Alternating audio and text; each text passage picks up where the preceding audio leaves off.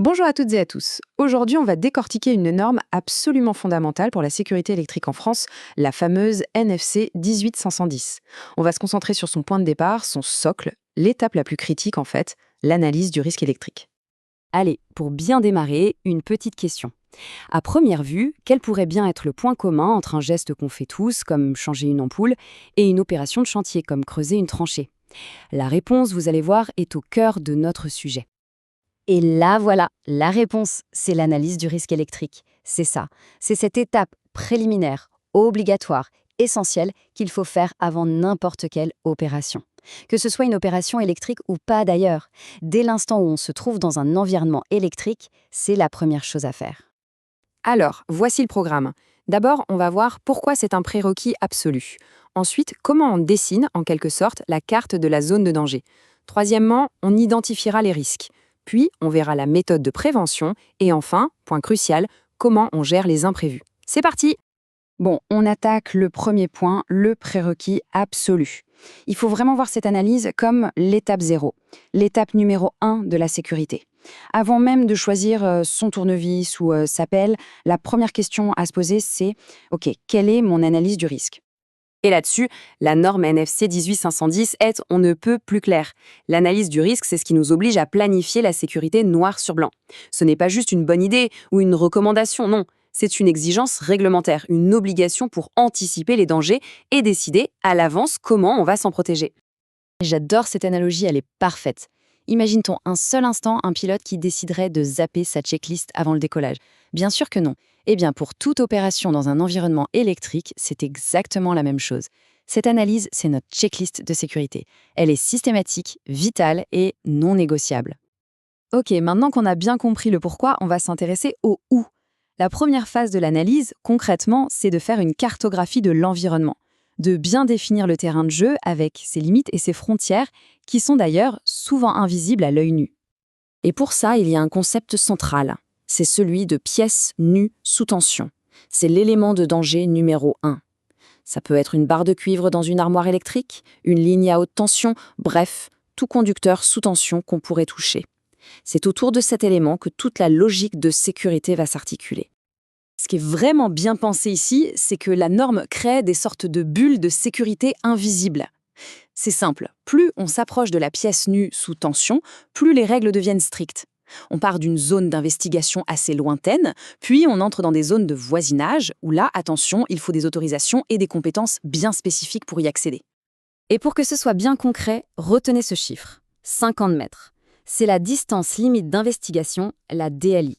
C'est la frontière par défaut. C'est la ligne de départ à partir de laquelle toute notre analyse de sécurité doit commencer. Mais attention, le danger n'est pas toujours visible. La norme pense aussi aux canalisations isolées. L'exemple typique, c'est le câble enterré dans une tranchée. Le gros problème ici, c'est qu'on ne sait pas toujours exactement où il se trouve. L'isolant protège, oui, mais à condition de ne pas l'endommager avec un coup de pelle, par exemple.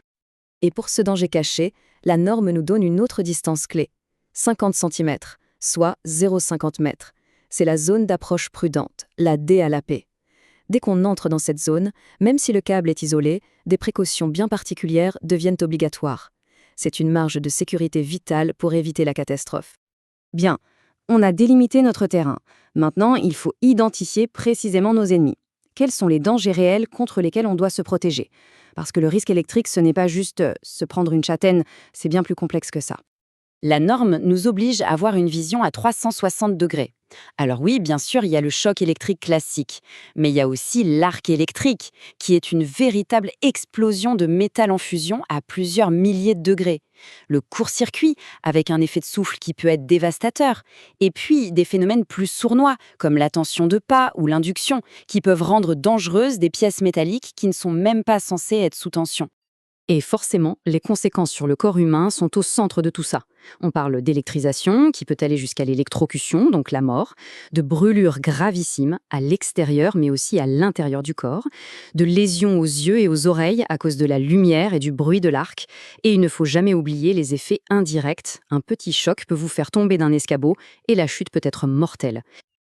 Ah, et on en profite pour tordre le cou à une idée reçue tenace. Beaucoup de gens pensent que la TBT, c'est inoffensif. C'est totalement faux. La norme le rappelle bien. Selon l'environnement, humide par exemple, même la TBT peut être dangereuse. C'est pour ça que l'analyse du risque, elle est systématique sans aucune exception de tension. Ok, on a défini la zone, on a listé les risques. Maintenant, la question la plus importante, qu'est-ce qu'on fait? Comment on se protège? On arrive au cœur de la norme, à la méthode qu'elle nous impose pour choisir les bonnes mesures de sécurité. Une idée vraiment essentielle ici, c'est que la sécurité est une chaîne.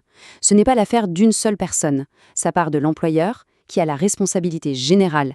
Ça passe par les chargés de travaux, de consignation, et ça descend jusqu'à l'exécutant, la personne sur le terrain, qui a aussi l'obligation d'analyser les risques à son niveau. Chacun a son rôle, chacun est un maillon de cette chaîne de sécurité. Et cette analyse, elle doit être ultra pragmatique. On n'est pas dans la théorie pure. On doit penser au volume réel qu'occupe une personne, en incluant ses gestes, même ses mouvements réflexes. On doit penser à une ligne aérienne qui peut bouger avec le vent. On doit prendre en compte l'incertitude sur la position d'un câble enterré, ou même le risque qu'un simple marteau tombe et vienne créer un court-circuit. C'est du concret, du vécu. Alors là, attention, c'est sans doute l'information la plus importante. La norme impose une hiérarchie très stricte dans les décisions. La priorité absolue, l'option numéro 1, la règle d'or, c'est toujours de travailler hors tension, c'est-à-dire après une consignation en bonne et due forme. Si et seulement si c'est techniquement impossible, alors on passe à l'option 2, on met le danger hors de portée, on installe des barrières, des écrans, et vraiment en tout dernier recours, en solution ultime, on peut travailler sous tension, mais là avec des procédures et des protections extrêmement spécifiques. On termine avec un concept qui est absolument vital. L'analyse du risque, ce n'est pas juste un papier qu'on remplit au début du chantier et qu'on oublie dans un coin. Non.